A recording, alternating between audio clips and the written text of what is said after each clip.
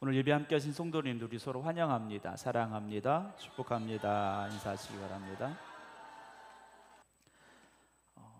소나 염소 이런 초식 동물 중에 반추동물이라고 이게 구분이 되어지는 짐승들이 있습니다. 이런 짐승들은 위가 우리는 보통 하나지 않습니까? 이 짐승들은 위가 4개가 있죠. 그래서 풀이 있을 때 또 밥을 나뭇잎을 먹을 수 있을 때 열심히 막 먹습니다. 일단은 다 먹어두죠. 그래서 먹어둔 다음에 좀 시간이 있을 때 또 안전한 곳에 갔을 때 그 먹었던 이제 풀이나 잎사귀들을 다시 토해냅니다. 그래서 그걸 또 열심히 씹어요. 그래서 또 삼키고 소화시키고 이걸 하루 종일 반복을 하는 동물들을 반추동물이라고 구분을 짓습니다. 되새김을 잘 하는 거죠. 처음에 일단 많이 먹어두는 겁니다. 많이 먹어두고 나중에 이제 잘 씹어서 소화를 시키는데요. 우리가 주일날 말씀을 들을 때도 어찌 보면 여러분 우리가 제가 설교를 할 때 25분, 30분 정도 이렇게 설교를 하는데 그걸 우리가 그 시간에 다 듣고 그거를 내 것으로 만들고 완전히 변화되고 하기가 쉽지는 않습니다. 그래서 일주일의 삶은 우리가 함께 나눈 이 말씀을 다시금 기억하고 우리는 위가 하나밖에 없어서 다시 기억하고 다시 묵상하고 그러면서 그 말씀에 나를 조금씩 맞춰가는 그런 삶이 있어야 됩니다. 그래서 성도의 삶은 주일날만 반짝 열심히 있어서도 안 되고 주일날만 반짝 말씀을 사모해서도 안 되고 일주일 내내 끊임없이 말씀을 묵상하고 그 말씀에 의지하여 살아가려고 하는 노력이 있어야 됩니다. 근데 대부분의 성도들이 그렇지를 못해요. 주일날은 정말 열심히 예배 드리고 은혜를 사모하는데 그 나머지 시간들은 말씀과 떨어져서 또 말씀을 잊어버린 채 살아가고 있는 경우가 많이 있습니다.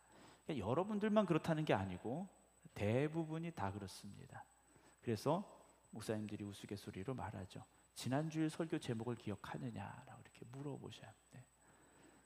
시험 드실 필요 없고 낙심하실 필요 없습니다. 또 예배 드리고 또 말씀 듣지 않습니까? 그러니까 오늘부터라도 정말 그 말씀을 우리가 깊이 묵상하겠습니다. 이번 한 주간 내가 한번 그 말씀 본문 잊지 않고 내가 그 본문 기억하면서 기도하며 살겠습니다라는 고백이 있으면 됩니다. 욥기의 말씀, 오늘 욥기 42장, 욥기의 맨 마지막 42장의 말씀인데요. 욥은 의인이었습니다. 그렇죠? 욥은 어떤 사람이었느냐?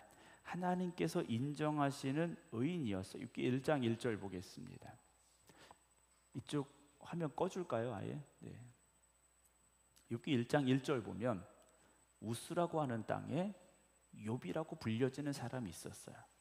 근데 그 사람은 어떤 사람인가? 온전하고 정직하여 하나님을 경외하며 악에서 떠난 사람이었습니다. 참 믿음 좋은 사람이었고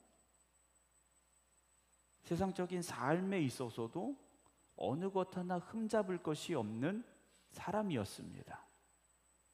1장 8절 하나님께서도 욥에 대해서 이렇게 인정을 하십니다. 사탄에게 이르시되 네가 내 종 욥을 주의하여 보았느냐?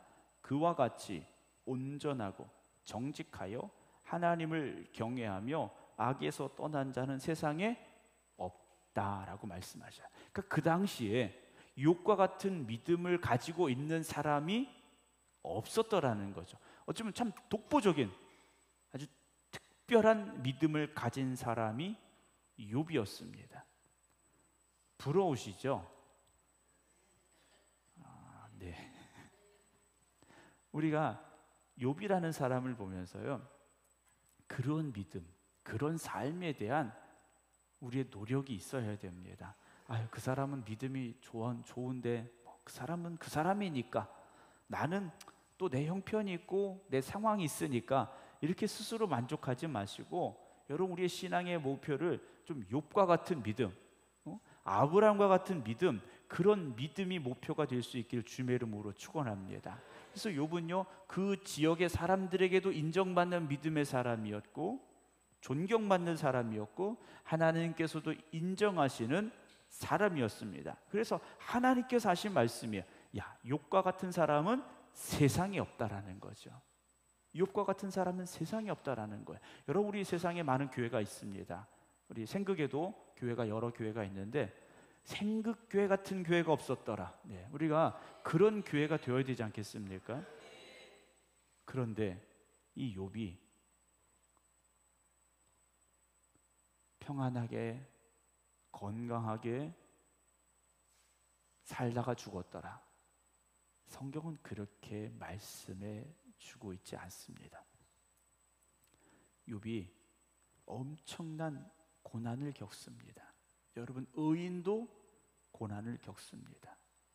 하나님이 인정하시는 이런 욥도 환난을 만납니다.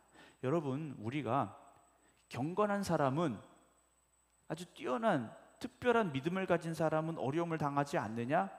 아니에요. 보통 우리가 어려움을 당하면 우리가 잘못한 것들이 기억이 납니다. 그것도 기억이 안 나시는 분들은 안 돼요. 네. 내가 어려움을 만났을 때 내가 하나님 앞에 부족했고 잘못했던 것들이 생각이 나요. 그런데 그게 어떻게 되느냐? 죄책감에 빠지게 되는 경우가 있습니다. 내가 잘못해서 그래. 아이들이 어려움을 겪어요. 아이들이 아파요. 그럼 내가 잘못해서 그래. 이런 죄 때문이라는 죄책감에 빠지게 되는 경우가 있습니다. 물론 어떤 고난은 죄 때문에 오기도 합니다. 죄 때문에 우리에게 고난이 찾아오기도 합니다. 그러나 말씀드렸죠. 모든 고난이 죄 때문에 오는 건 아니라는 거죠. 그것을 증명해 주고 있는 사람이 바로 욥기에 나오는 욥이라는 사람입니다. 욥은 하나님이 인정하시는 의인이었습니다. 그런데 그가 어떤 고난을 당합니까? 재산을 다 잃어버립니다. 10명이나 되는 자녀가 하루아침에 다 죽습니다. 거기에 자기의 몸조차 병들어 버렸다라는 거죠. 그러니까 내가 고통을 느낄 수 있는 모든 부분에 대해서 문제가 생겼다라는 거죠. 환경에서 또는 그의 마음에서, 그의 육신에서 아프고 고통스러울 수 있는 최고의 고통을 욥은 지금 겪어가고 있다라는 거죠. 욥기는 1장에서 시작해서 오늘 42장에서 끝이 납니다. 그러나 욥에게 주어진 이 고난의 시간은 그리 짧지 않았다라는 거죠. 여러분들이 지금 어려움에 처했거나 또는 고난의 시간을 겪어가고 있다면 여러분, 그 시간 동안 우리는 무엇을 생각하고 있습니까? 우리는 욥에게 한번 물어볼 수 있어야 될 것 같습니다. 욥이 만약에 여기 왔다면, 욥에게 물어본다면 여러분들은 무엇을 물어보고 싶으세요? 어떻게 그렇게 부자가 됐습니까? 또는 모든 고난이 끝나고 난 뒤에 어떻게 그렇게 재산을 또 회복했습니까? 여러분, 그것을 물어보고 싶으십니까? 우리는 욥에게 해야 되고 할 수 있는 질문이 한 가지가 있습니다. 무엇이냐면, 욥, 당신은 어떻게 그런 고난을 인내할 수 있었습니까? 라는 질문을 해야 됩니다. 욥이 고난을 만나기 이전에 큰 부자였더라, 또 고난이 끝나고 나니까 더 큰 부자가 됐더라. 여러분, 그건 중요한 게 아닙니다. 우리가 당하는 이 고난의 시간에 그 고난의 시간을 어떻게 이겨낼 수 있는가에 대한 답을 우리는 욥에게 물어야 되겠죠. 우리가 해결할 수 없는 문제를 가지고 있을 때 그것을 해결할 수 있는 사람을 만나서 그 해결할 수 있는 답을 얻는다면 여러분, 얼마나 기분이 좋겠습니까? 여러분 인생에 풀리지 않는 문제가 있다면 하나님의 말씀 속에서 그 답을 발견할 수 있기를 주님의 이름으로 축원합니다. 우리도 고난 당하기 때문에 욥의 이 대답은 정말 중요합니다. 어떻게 고난을 이겨낼 수 있었느냐라는 거죠. 그럼 욥은 어떤 사람이었습니까? 아까 말씀드렸듯이 하나님을 경외하는 사람이었습니다. 그러니까 하나님이 어떤 분인지를 알고 하나님을 어떻게 경배 드려야 되는지를 알고 있었던 사람이 바로 욥이라는 거죠. 욥은 하나님이 어떤 분인지를 알았더라는 거예요. 그런데 그 욥도 42장 오늘 5절 말씀 보면 이렇게 고백을 합니다. 내가 주께 대하여 귀로 듣기만 하였사오나 이제는 눈으로 주를 배움나이다 라고 고백을 해요. 욥은 하나님께서도 인정하실 만한 믿음의 사람이었습니다. 그런데 그 고난의 시간을 견디고 이겨낸 후에 욥의 입에서 나온 고백이 주께 대하여 내가 귀로만 들었었는데 이제는 눈으로 주를 봅니다 라는 고백을 하게 됐다라는 거죠. 욥은 고난 전에도 하나님이 어떤 분인지를 알았고 그 고난을 겪어가면서도 그가 고백하는 하나님을 놓지 않았었고, 그리고 고난 뒤에는 하나님에 대해서 더 분명하게 고백할 수 있는 사람이 되었다라는 거죠. 고난을 겪고 나니까 알았다라는 게 아닙니다. 그 이전부터 욥은 하나님이 어떤 분인지를 알고 있었다라는 거죠. 욥기 42장 7절 보게 되면 욥의 이 고백 이후에 하나님께서 말씀하십니다. 욥에게 이 말씀을 하신 후에 여호와께서 대만 사람 엘리바스에게 말씀을 하셔요. 내가 너와 내 두 친구에게 어떻게 하십니까? 노하나니, 하나님께서 화났다고 말씀하시는 거예요. 엘리바스와 두 친구에 대해서 화가 났다고 말씀하십니다. 그럼 왜 하나님께서 분노하셨느냐? 이는 너희가 나를 가리켜 말한 것이 내 종 욥의 말 같이 옳지 못함이다 그래요. 그 고난의 시간에 욥은 하나님에 대해서 하나님이 어떤 분이신지를 하나님이 기뻐하실 고백을 했더라면 엘리바스와 다른 친구들은 그렇지 못했다라는 거죠. 하나님에 대해서 잘못 알고 있었고 잘못 말했다라는 겁니다. 그러니까 그들의 신앙에 있어서 뭔가 문제가 있었다라는 거죠. 단순하게 표현하면 하나님을 아는 지식에 있어서 뭔가 그들에게는 문제가 있었다라는 겁니다. 그런데 몰랐어요. 자기들은 완전한 줄 알았고 자기들이 고백하는 그 신앙이 100% 맞다고 생각을 했더라는 겁니다. 욥기 42장 7절 이후에 보게 되면 이렇게 말씀을 해요. 8절 9절 보게 되면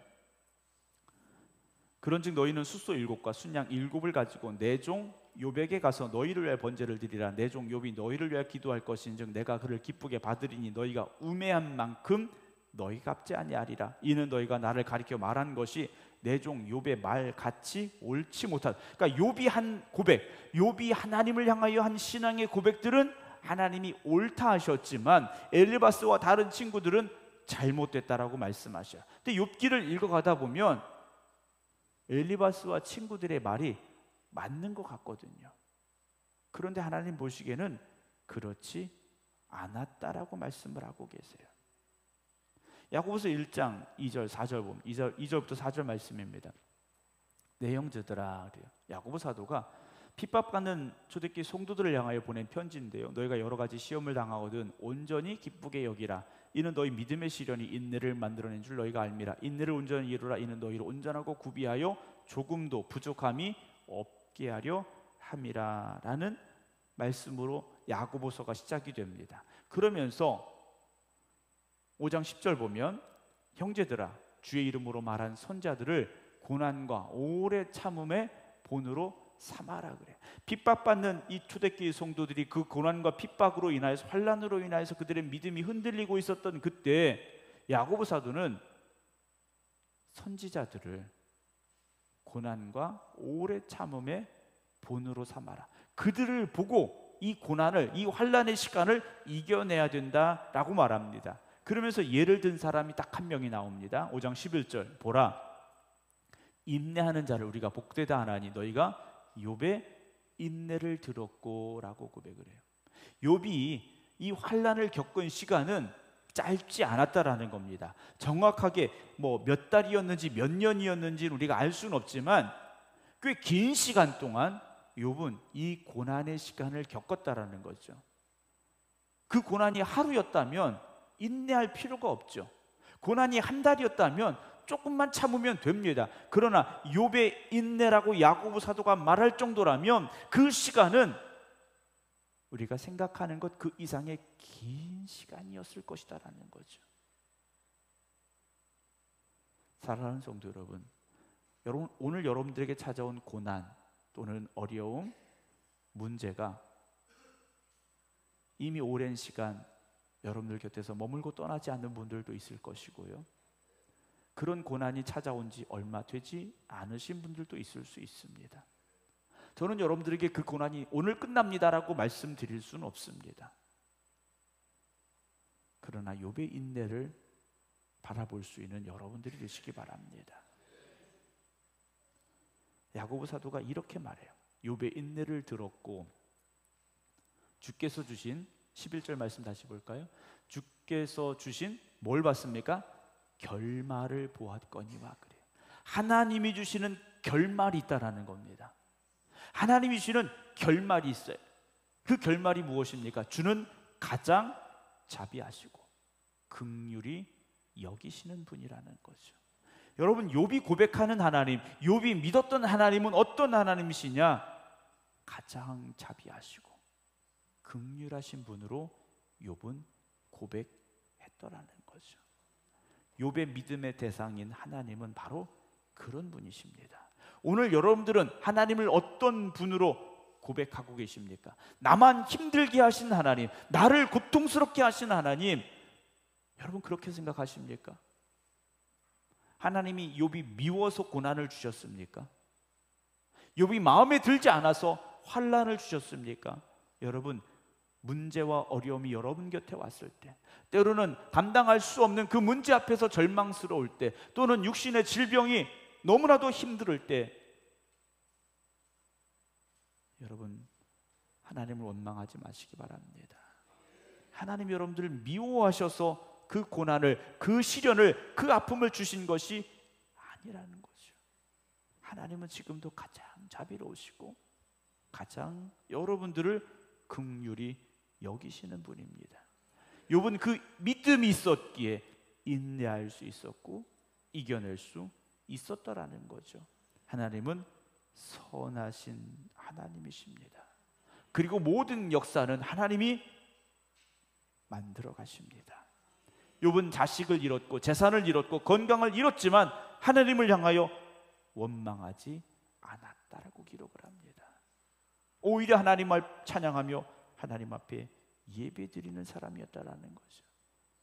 하나님이 가장 자비하시고 긍휼하시라는 믿음은 나에게 찾아온 모든 고난이 지나가는 과정임을 알게 하고 하나님께서 주시는 그 결말을 바라볼 수 있는 믿음으로 우리를 만들어 갈 수 있어야 됩니다. 여러분, 하나님은 선하십니다. 그 믿음이 여러분들의 고난을 이겨나가는 과정이 될 수 있기를 주님의 이름으로 축원합니다. 그런데 욥이요, 이 고난을 겪어가면서 이런 고백을 합니다. 6절에 그러므로 내가 스스로 거두어 드리고 티끌과 제 가운데서 뭘 했습니까? 회개했다라고 됩니다. 회개했습니다라고 고백을 해요. 여러분, 회개는 언제 합니까? 회개는 내가 죄인임을 깨달았을 때 할 수 있는 게 회개입니다. 내가 죄인임을 깨달았을 때 회개할 수 있는 거죠. 내가 죄가 없다고 생각하면 회개할 수가 없습니다. 그리고 그건 진정한 회개도 아니라는 것이죠. 그러면 욥이 회개하는 이유가 무엇인가라는 겁니다. 욥기 38장부터 41장까지 하나님께서 욥에게 대해서 쭉 말씀을 하셔요. 하나님께서 말씀을 하시면서 40장 7절 8절에 이렇게 말씀을 하십니다. 너는 대장부처럼 허리를 묶고 내가 내게 묻겠으니 내게 대답할지니라. 하나님께서 아주 단호하고 아주 위험을 가지고 이 말씀을 하시는 거예요. 네가 내 공의를 부인하려느냐, 네 의를 세우려고 나를 악하다 하겠느냐라고 말씀을 하셔요. 네 의를 세우려고 나를 악하다 할 수 없다라고 하나님께서 말씀을 하십니다. 그래서 오늘 42장 마지막에 욥이 이런 고백을 하는 겁니다. 1절 2절입니다. 욥이 여호와께 대답하여 이르되 주께서는 못하실 일이 없사오며 무슨 계획이든지 못 이루실 것이 없는 줄 아오니 그래. 하나님의 주권에 대해서 욥은 고백합니다. 하나님이 하시는 겁니다 라고 고백을 해요. 그러면 3절에 무지한 말로 이치를 가리는 자가 누구니까 나는 깨닫지도 못한 일을 말하였고 스스로 알 수도 없고 헤아리기도 어려운 일을 말했습니다 라고 말해요. 어느 순간 욥이 자기의 의를 내세웠었더라는 거죠. 그 믿음 좋았던 욥도 자기를 공격하는 친구들의 말에 대해서 자기의 의로움을 내세우기 시작했더라는 거예요. 자기의 의를 내세우는 건 뭡니까? 나는 피해자라는 거죠. 나는 피해자야. 그러면 내가 피해자라면 나에게 그 피해를 준 사람이 있을 거 아닙니까? 욥의 이 피해는 누가 주신 겁니까?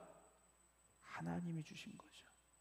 내 의를 내세우는 순간 나는 피해자가 되고 나는 옳은 사람이 되는 것이고, 나에게 그 피해를 주고 나를 어렵게 하시는 하나님은 가해자가 되는 것이고, 하나님은 잘못한 하나님이 된다라는 거죠. 누가복음 16장 13절입니다. 집주인이 두 주인을 섬길 수 없나니 잘 하시는 말씀이지 않습니까? 혹 이를 미워하고 저를 사랑하거나 혹 이를 중히 여기고 저를 경히 여길 것임이니라. 너희는 하나님과 재물을 겸하여 섬길 수 없느니라 라고 말씀을 하셔요. 하나님과 재물을 겸하여 섬길 수 없다라는 이 말씀을 하시는데, 이 말씀은 누구에게 하셨느냐?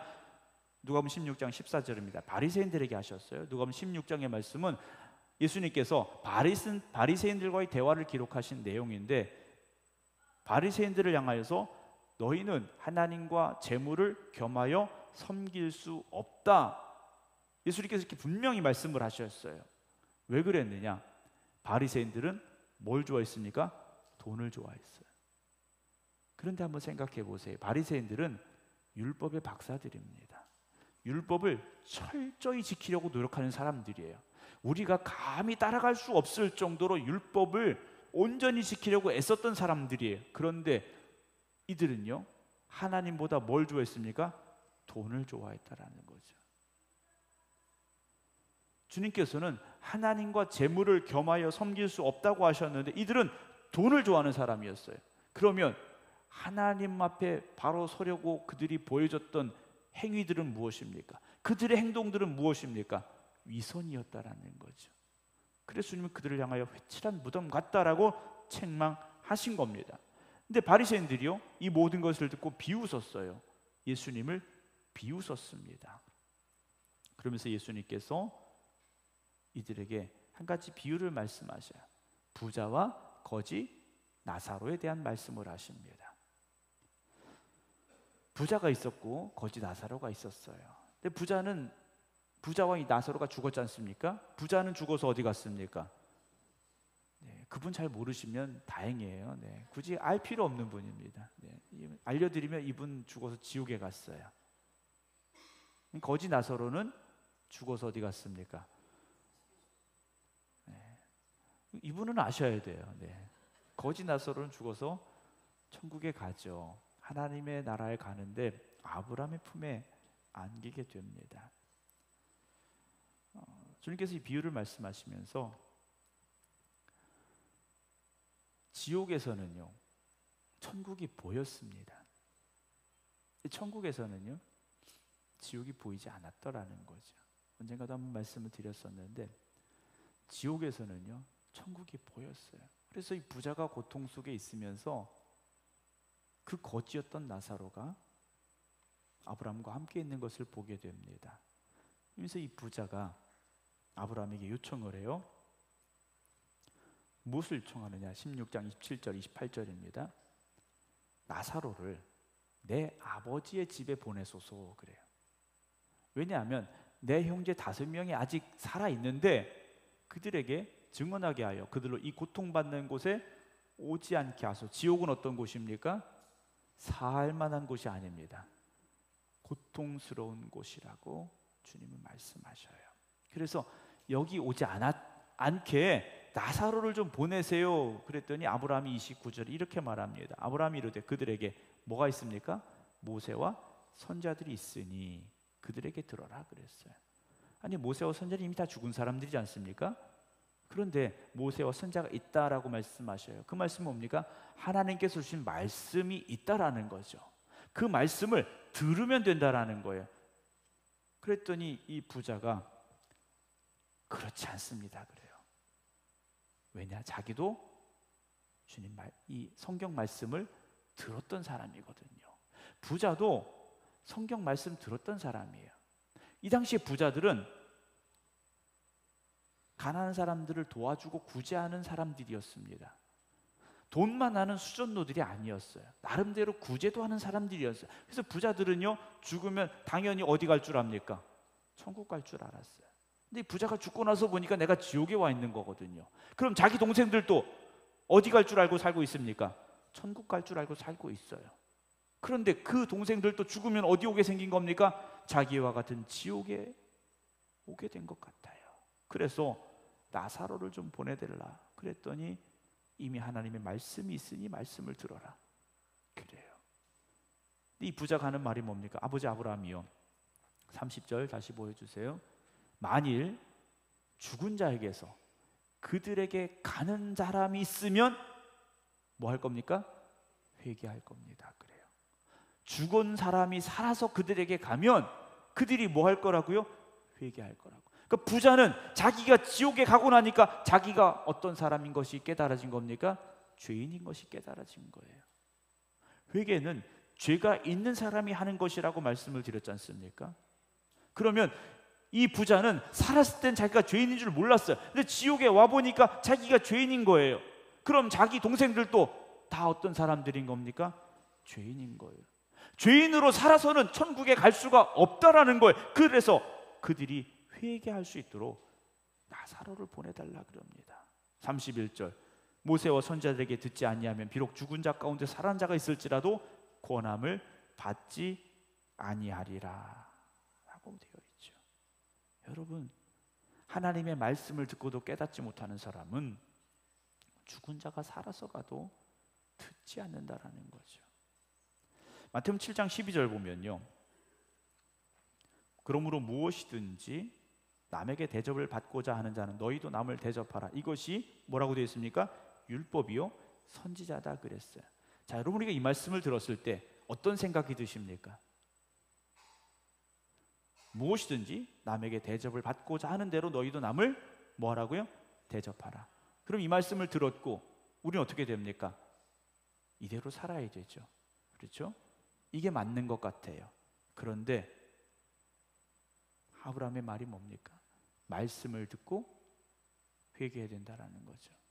여러분, 행함이 먼저가 아니라 말씀을 들었을 때 우리가 그렇게 살지 못했음에 대한 회개가 있어야 됩니다. 우리가 입으로 나 죄인이에요, 하나님 저 죄인이에요 라고 말하면서도 정작 회개하지는 않고 있다라는 거죠. 실천함으로 우리의 잘못을 덮으려고 하고 있지 내 죄를 드러내고 회개하려고 하지는 않는다라는 겁니다. 마태복음 22장입니다. 그 중에 한 율법사가 예수를 시험하여 묻되 선생님, 율법 중에서 어느 계명이 큽니까? 그래요. 그 당시에 율법은 구약 성경이지 않습니까? 그때 예수님께서 이렇게 말씀하시죠. 37절부터 39절입니다. 네 마음을 다하고 뜻을 다하여 주 너의 하나님을 사랑하라 하셨으니 이것이 크고 첫째 되는 계명이요 둘째도 그와 같으니 네 이웃을 네 자신같이 사랑하라 하셨으니 40절 이 두 계명이 온 율법과 선자의 강령이라고 말씀을 하십니다. 그러니까 말씀을 요약해서 주님께서 그렇게 하신 거예요. 하나님 사랑해라, 이웃 사랑해라 하신 겁니다. 그럼 우리는 어떻게 됩니까? 하나님 사랑하고 이웃 사랑하면 되겠죠. 그런데 그 말씀을 들었을 때 우리가 하나님을 사랑하지 못했던 것이 깨달아져야 되고, 이웃을 내 자신같이 사랑하지 못했음을 먼저 회개할 수 있는 우리가 되어져야 됩니다. 말씀을 듣고 그대로 행하라는 것이 아니라 말씀을 듣고 깨닫고 회개한 사람이 그 말씀대로 살아갈 수 있는 사람이 된다라는 거죠. 여러분, 오늘 우리의 문제는 무엇입니까? 말씀을 몰라서가 아닙니다. 말씀을 듣고 회개하지 못했음이 문제라는 거죠. 교회를 다니는데 왜 사람이 변화되지 않느냐? 회개가 없기 때문에 변화되지 않는 겁니다. 하나님의 말씀에 대해서 박사가 되라는 것이 아니라 그 말씀이 나에게 들려질 때, 선포되어질 때 찔림이 있어야 되고, 내가 죄인입니다 고백할 수 있어야 됩니다. 오늘 6절 말씀 다시 봅니다. 그러므로 내가 스스로 거두어드리고 티끌과 재 가운데서 회개합니다. 욥이 고백을 합니다. 여러분, 욥은 하나님도 인정하신 의인이었습니다. 경건한 사람이었어요. 그런데 욥이 그 고난의 시간을 겪고 난 이후에 깨달은 게 뭡니까? 나는 죄인이었습니다. 나는 죄인이었습니다. 사랑하는 성도 여러분, 오늘도 우리에게 그 고백이 있기를 주님의 이름으로 부탁을 드립니다.